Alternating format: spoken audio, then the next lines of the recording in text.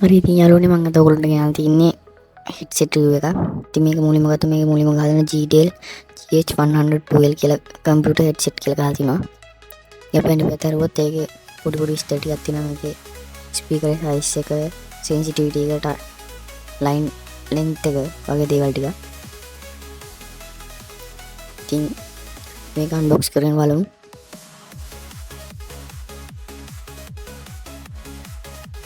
මෙන්න දෙනවා headset එක.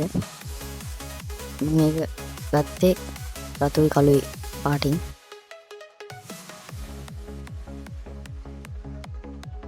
මේකේ අපිට පේනවා මේකේ ගත්තාම මේකේ පෝටබල් එකක් තමයි මේක මම ගත්තේ. පොඩ්ඩක් එක පැටලුම් අරගෙන ඉමු පොඩ්ඩක් පැටලයිලා.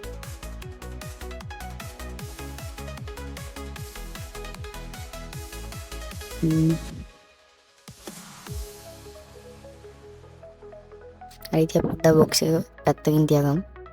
මේක මුලින්ම ගත්තාම මේක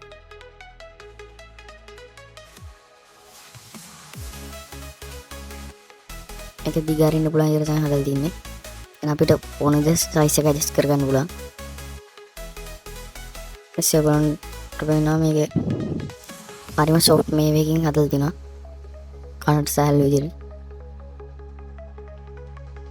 උඩත් ඒ විදිහටම සොෆ්ට් විදිහට හදලා තිනවා. ඉතින් මේකේ මයික් එකක් ඇවිල්ලා තිනවා ඔයගොල්ලන්ට පේනවා. ඔක්ස් පහත් කරගන්න පුළුවන් විදිහට.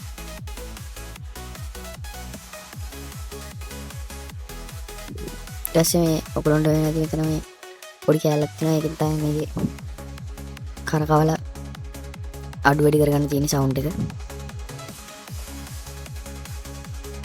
ඉතින් මේ පොඩ්ඩක් පැත්තකින් තියාගෙන වයර් ගාව ඉතින් මේ වයර් ගත්තාම ඒකත් හොඳ ශක්තියක් විතර හදලා දෙනවා. ඉතින් මේක ගත්තොත් මේකේ දෙකක් එනවා ජැක්. ඉතින් එක ජැක් එකක් ගත්තොත් එහෙම ඒ ජැක් එක තමයි හෙඩ්සෙට් එකට සවුන්ඩ් එක එන්නේ.